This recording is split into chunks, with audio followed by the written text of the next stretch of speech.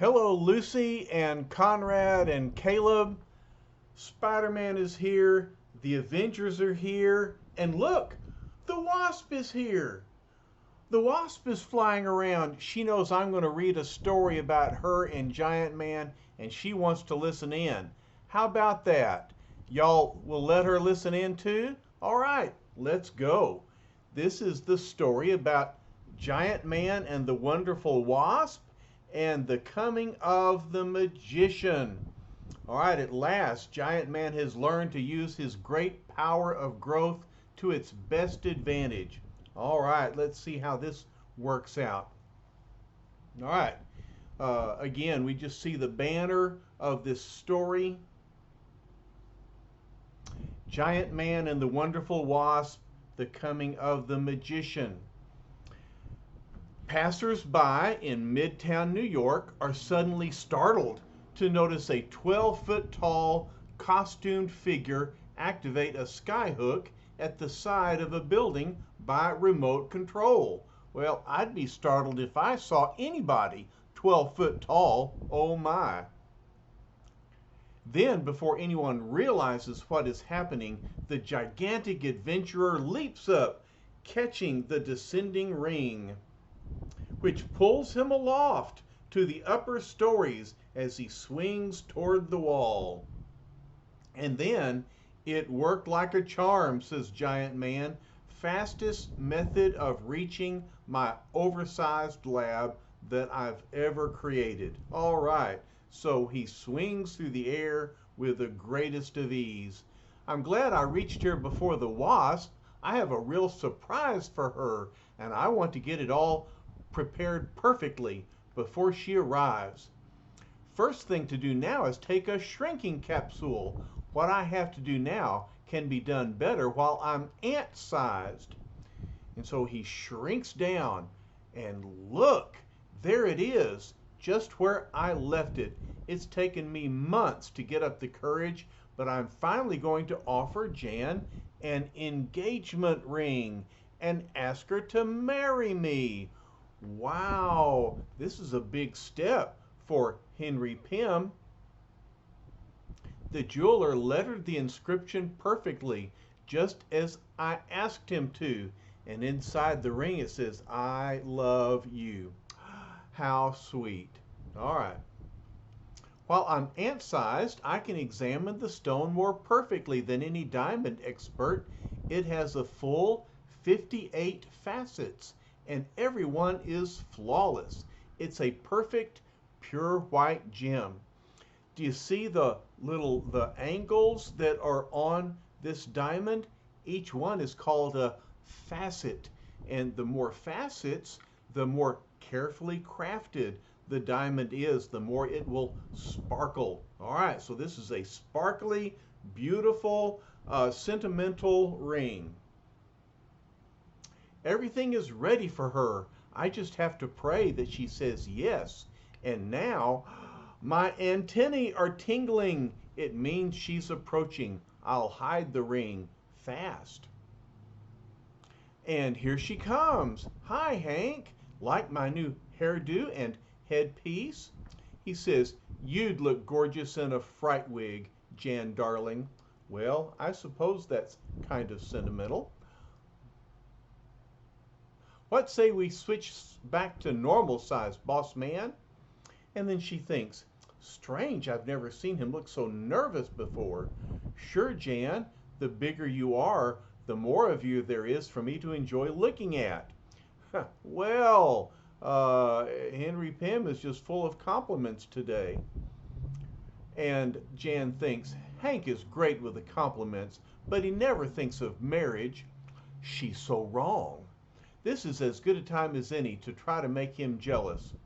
Bad move.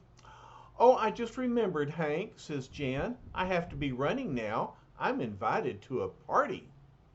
A party? But I wanted to. I'm sorry, Blue Eyes, says Jan. It's being thrown by Sterling Stuyvesant of the social register Stuyvesants. All right, fancy people.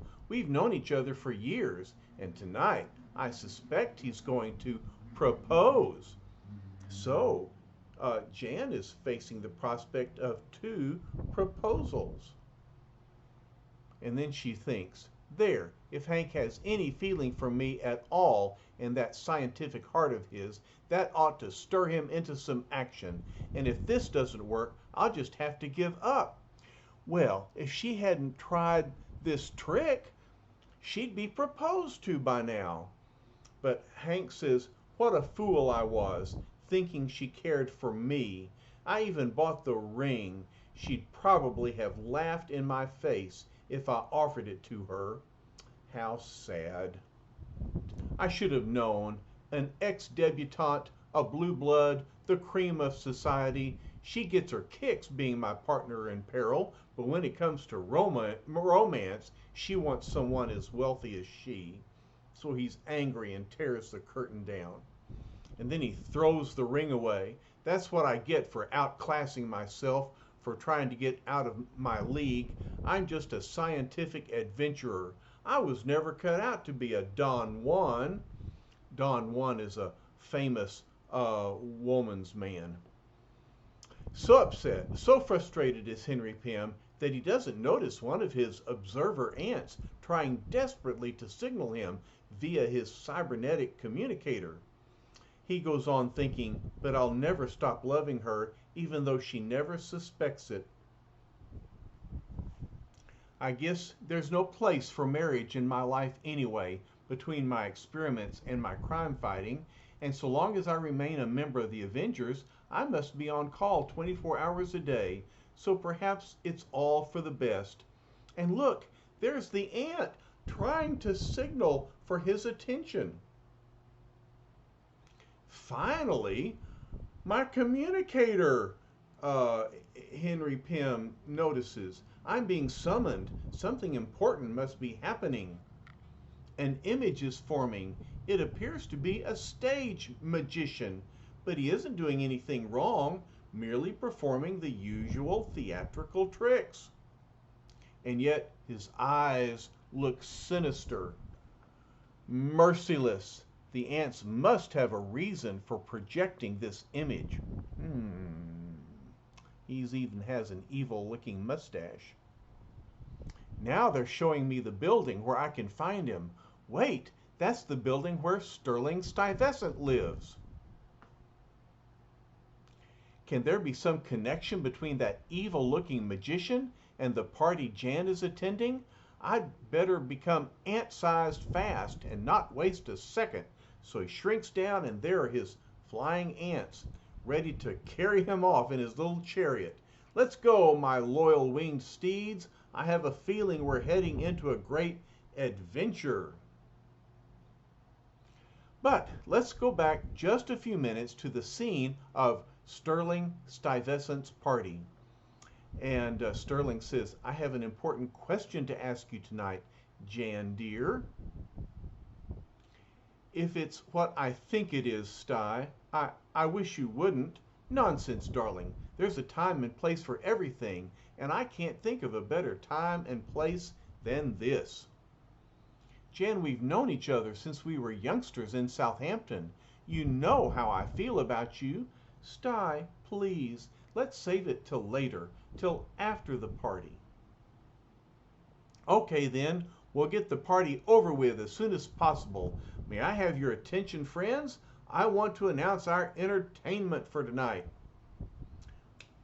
And here comes the magician with a bolt of lightning and a puff of smoke. Here he is, one of the most amazing acts I've ever seen. He's known only as the Magician, and I was lucky to be able to hire him for tonight. Don't move. Remain as you are, where you are. You're about to witness the incredible, the impossible. Modest, isn't he? Abracadabra, alakazam, zap. And here comes more lightning, more smoke, and a flock of birds. How does he do it? It seems like real magic. I've seen all sorts of stage magicians, but he's got them beat by a mile. He certainly is sensational, Sty, says Jan. Where did you ever find him? He found me, Jan. He heard of my party and offered to perform here tonight. That sounds suspicious, but in the meantime, he's tapping his wand, more lightning, and look, rabbits out of his hat. All right, I haven't seen anything very special yet. But here comes the magician up to Sty. He says, no wonder you're so wealthy, Mr. Stuyvesant. I can see you can make coins come out of your ear. All right, so another little parlor trick. And for you, my lovely, a bouquet. And so he flings roses at Jan. And now, the grand finale to my act. And here comes Birds with a huge canvas. Where did that huge canvas come from? What's he going to do now? Does this answer your questions, you unsuspecting fools? And he drops the canvas on top of the guests. Oh my, what does he have in mind? How simple for a sleight of hand master like me to take their valuables while they flounder beneath that canvas. All right, so the guests are stuck under the canvas, and the magician is managing to get under and steal their wallets and cash. But there is one who is not floundering. She says, it's a good thing I brought my Wasp costume with me. It's so tiny, I was able to stuff it inside the special hollow section of my bracelet. Okay, so a split second later, after quickly taking a shrinking capsule, here's the Wasp.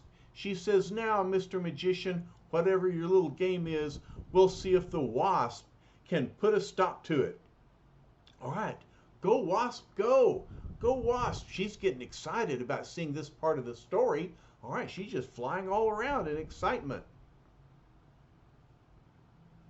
All right, you phony, I'll give you 10 seconds to return all the wallets and jewels you've stolen, the magician exclaims. The Wasp! You little fool, you are not threatening some simple penny ante thief, and he aims his wand at her. Your cane, she says. The top is opening. There's a suction motor inside, pulling me in. So that's how you managed to make so many things disappear during your snap. And now the Wasp is trapped inside the magician's wand. This is a greater haul than I ever expected. The jewels and money mean nothing now. I've captured the famous Wasp. And so I shall leave as effortlessly, as mysteriously as I arrived. And so he summons a cloud of smoke and disappears. And here comes Sterling Stuyvesant saying, Jan, where are you? Some parties you throw, Stuyvesant. We've all been humiliated as well as robbed. What do you think of your magician now? Well, he probably doesn't think much. Seconds later, all is quiet atop the posh penthouse suite of Sterling Stuyvesant, with the magician and his prisoner nowhere in sight. He's gone, but where? How? As the baffled playboy speaks, he doesn't notice 3 ants crawling along the ledge below him. But are they 3 ants? If he were to study and look down at them, he would see 2 ants plus Ant-Man. Sty says, I'm almost ready to believe he is a magician. And here's Ant-Man and his 2 flying ants. And so Ant-Man thinks, I've heard enough. The magician is gone and he's captured Jan too. I've got to become normal size quickly and speak to Stuyvesant. So he appears all of a sudden. He's like a magician himself, huh? And Sty says, how did you get here? Who are you? This isn't a costume party. I'll ask the questions, fella. I want to find the magician. I want to find him fast. Now tell me what you know about him. I can answer in one word, nothing. He contacted me yesterday and offered to perform at my party. I don't know where he's from. I don't even know his name. Giant Man says, you're one smart cookie, aren't you? meaning, no, you're not very smart. And then he's thinking, I'm being unfair to Stuyvesant. This isn't his fault. I'm just jealous due to Jan, but there's nothing more I can do here. So he says, if you hear anything more, call the police. Tell them to contact Giant Man. They'll know how. Within seconds after the astonishing costumed adventure seems to vanish before Stuyvesant's very eyes, he jumps on his chariot and his flying ants take him off. Back to the lab, my winged friends. I'll need all my scientific apparatus for this case. We're up against a mysterious, powerful foe. At his completely equipped lab once more, Henry Pym contacts his observer ants, alerting them at their posts throughout the entire surface of Earth. This especially adapted microphone will convert my verbal commands into cybernetic thought impulses, which can be thoroughly understood by my legion of ants. But the reports which are transmitted back from every section of the globe are all identical. He says, it's the same all over. No trace of the magician, no sign of the Wasp, but he must be somewhere. Where is he? If he really were magic, I'd suspect him of taking Jan to a different dimension, a different age or galaxy, but I'm convinced he's as human as I am. He must be out there somewhere, hiding so well my army of ants can find no trace of him. But I can't afford to wait any longer. I've got to take the offensive. I've got to make him come to me. And so the quick-thinking adventurer decides upon a subtle plan. And he calls the newspaper. Hello, Times Society editor. I want to announce a party which I'm throwing. If he specializes in robbing society parties, I'll give him bait he can't resist. And so he sends out an invitation. It says, you are invited to a full-dress ball aboard the luxury yacht Neptune. This gala event will be for the benefit of charity. And so he sends it out to a number of wealthy society people. When all the guests are assembled at the dock, then he thinks, I'll have my rented launch take them to a different yacht. The Neptune will remain deserted, except for me and the magician when he arrives. Finally, when all the guests have been put aboard the other yacht, all right, Charlie, now take me to the Neptune, and then get back to your job and forget what you've seen tonight. I don't get it, says Charlie. I thought the party would be on the Neptune. It was in all the papers. There will be a party on the Neptune, but not quite the sort you'd expect. Mister, says Charlie, you're paying the rent for these ships, so you're the boss, but it sure seems like a nutty way to burn up money. Looks like Henry Pym has some money of his own. Minutes later, aboard the palatial yacht Neptune, here comes music, and Henry is on board. He says, everything's all set. I've got the Neptune lit up like a Christmas tree, and loudspeakers playing dance music, which can be heard for a mile. Okay, so do-do-do-do-do-do-do-do, dance music. I even spaced cardboard cutouts in the shape of people around the turntable so the magician will think there really is a party going on. All right. That's very clever. Now, as Ant-Man, I'll wait and hope he snaps at the bait. If he does, he'll learn that I have a few tricks of my own. And sure enough, suddenly, hearing a sound behind him, Ant-Man spins around to find the magician. He seems to have appeared out of nowhere. He's craftier than I thought. And here's our villain, complete with cape and top hat and his magic wand and lightning bolt. What's going on? Music is playing. The ship is all lit up. But where are my intended victims? I've been tricked. The boat is empty. There is no orchestra, merely a phonograph, and a flashlight behind those spinning cardboard figures makes it look like people dancing from outside. But who could have done it? I'll give you 3 guesses, magician, cries Ant-Man.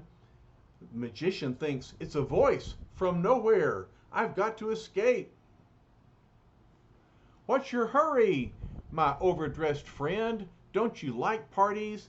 And here he is. It's Giant Man. Where did you come from? Well, no matter. Now that I know who my enemy is, I'll know how to fight you. At a gesture from the magician, a large square of silk cloth appears from out of his sleeve, floating slowly upward toward Giant Man. First, I'll blindfold you. I can't see. The cloth wrapped itself around my eyes. I've got to rip it off. And now for my famous Indian rope trick. And look, here comes a rope out of nowhere. So see you again, but I'll be safely aboard again before you can reach me. And so he's climbing up this rope to a blimp. Giant Man realizes. So that's how he appears and vanishes. A blimp, painted blue, so that it can't be seen against the sky. And then as Giant Man attempts to halt his foe's escape, he sees a boat. Help! Our boat's capsizing. We'll drown.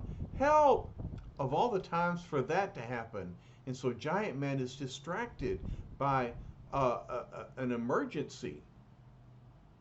I'll have to leave the magician for now. I can't stand by and let 2 innocent people drown.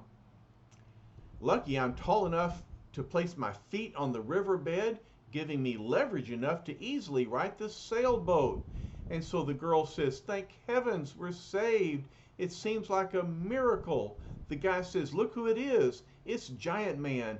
This is something we'll tell our grandchildren about. So, and as you know, grandchildren love stories, don't you? All right. I don't have any great stories about how Giant Man really helped me, but I can tell you stories about Giant Man and the Wasp, so there you go. Meantime, aboard the magician's blimp, he says, now that I've reeled in my tow line, there's no way for Giant Man to reach me. I'm completely safe. And with you as a hostage, Wasp, Giant Man wouldn't dare to attack me again anyway. Poor Wasp, she's in a glass cage. But the magician has underestimated the powers of the Wasp and her world-famous partner, for even as he speaks to her, Giant Man thinks, I'm getting a message from Jan, a cybernetic thought transference via my sensitive antennae.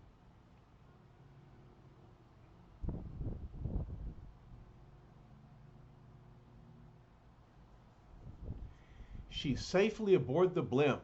Good. So he says, I'll just borrow this rigging rope from you. I can use it. The guy says, Giant Man, you can have anything. We owe you our lives. It worked. Probably the first time in history that a man lassoed a blimp. Look, he threw the rope over the tail of the blimp and caught it. But, he says, I'm too heavy. My weight is forcing it out of control. It will crash. Only one thing to do. Lucky I have a full capsule of shrinking capsules. I'm sorry, a full supply of shrinking capsules. Now as Ant-Man, I can easily climb aboard without affecting the blimp's flight. Okay, so he shrunk down. The blimp righted itself, but Ant-Man now can climb up the rope. That rope, says the magician, swaying past the window. There's something on it. Is it a bug? No, it can't be. Oh, I see it. I see it. It's Ant-Man. Of course, nobody can outsmart you, huh? Says Ant-Man.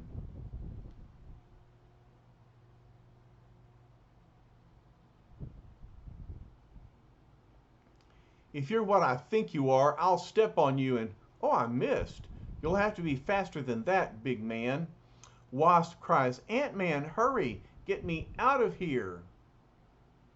It'll be a pleasure, Jan, says Ant-Man. Lucky I keep my normal strength, even though I'm reduced to ant size. Be careful, Hank. The magician is dangerous. He's trickier than you think. Jan, honey, I'm not exactly a pushover myself. Now stand back and watch the fireworks. And so Ant-Man starts running as the hand of the magician approaches, threatens. You want me, magician? Why didn't you just say so? And look, Ant-Man grabs his finger. What's he going to do? You've got to be able to hold me. And remember, even though he's ant-sized, he has the full strength of a human being. And so he just tosses the magician, who says, it's impossible. I'm being thrown off balance by a human ant. You haven't seen the half of it, fella. Quick, Jan, while I'm fighting that walking bag of tricks, here's what I want you to do. So he tells her his plan. But as Ant-Man hurriedly whispers to the Wasp, the magician says only the magician could have trained a rabbit to be an obedient beast of prey. Go, my pet, catch those two fools for your master. Oh dear, a rabbit is going to seem like a giant to Ant-Man and the Wasp. Good, good. Nothing can outrun a highly trained rabbit. And so Ant-Man says, do as I told you, Wasp. I'll hold him off. Then all of a sudden, lucky I made my growth capsule so fast acting, and so Ant-Man turns into Giant Man, and he says, looks like your beast of prey is still a scared rabbit at heart, magician. So a bunny rabbit, which seemed like a monster to Ant-Man, is nothing to Giant Man. Giant Man, how did you get here? I don't ask how you do your tricks, do I?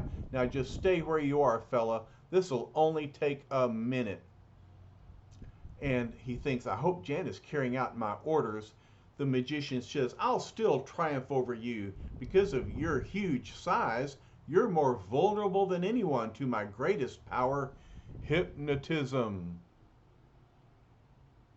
Meanwhile, the wonderful Wasp flies to the top of the blimp. There's the relief valve, she says, just where Hank said it would be. But inside, the magician says, your eyes are so large that I can hypnotize you in half the normal time. You are in my power. Your will is my will. I am your master. You must obey me. And then he thinks, it's working. He's going under. But at that very split second, the Wasp says, I opened the air release valve as Hank ordered, but now the blimp will crash instantly. My wings will save me, but... As I flew up here, the magician was hypnotizing Hank. If he falls to the water, heavy as he is, the impact could kill him. We're going to hit, but I don't see Hank. Hank! Hank! Where are you? What have I done to you, my darling? Poor Wasp. As she flits around, she's eager to see the rest of this story. Hank! And the blimp falls into the water below. No sooner does the blimp sink out of sight than a police grappling hook writes "Finis" to the magician's latest crime exploit. Good thing that couple on the sailboat contacted us. We were just in time. And so that hook is going to grab the magician. Don't plan to give any more magic shows for the next few years, magician. I have a feeling you're going to do all your performing behind bars from now on. We'll cruise around and search for any other survivors, but it looks pretty hopeless to me. Meanwhile, on a small buoy floating nearby, Janet Van Dyne becomes normal-sized again after flying to safety unnoticed in the identity of the Wasp. Hank! Hank! It's all my fault. I shouldn't have opened that valve. I've killed the only man I've ever loved. Jan, honey, says a voice nearby. It was worth everything just to hear you say that. His voice, but where? How? The magician didn't realize that my cybernetic helmet filtered the effect of his hypnotic power, enabling me to resist it. Hank, hollers Jan, you're alive. You're safe. Sure, honey. While we were falling, I folded a paper airplane, took a reducing capsule, and glided to safety, free as the breeze. Hank, my darling, says Janet, I'll never forget how I felt when I thought I had lost you. Now I can know there can never be anyone else for me. Hank says there never will be, Jan. I promise you that. Later, at a signal from Henry Pym, the motor launch which had brought him to the Neptune picks him up again and heads for shore. Charlie says, say, weren't you alone when I brought you out here? How come? Oh, what am I talking for? They haven't heard a word I said. All right, this is only the beginning, friends. Stan and Dick have many more thrilling archvillains for Giant Man to battle and many more offbeat plots and adventures. So be with us again next-ish. And till then, be kind to little bugs, all right? One of them might be a friend, like the Wasp flying around. Thanks for joining us, Wasp. I hope you enjoyed the story. Maybe you can come back the next time I tell a Giant Man and Wasp story. Yeah, you'd be very welcome. Speaking of that, what is the next Giant Man and Wasp story? Oh, this will be fun! Giant Man and the Wonderful Wasp on the trail of Spider-Man. It had to happen. Ant-Man, Wasp, Spider-Man. Yeah, the three insect heroes. All right, that'll be a fun story. We'll get to it another time. Love y'all. Bye-bye.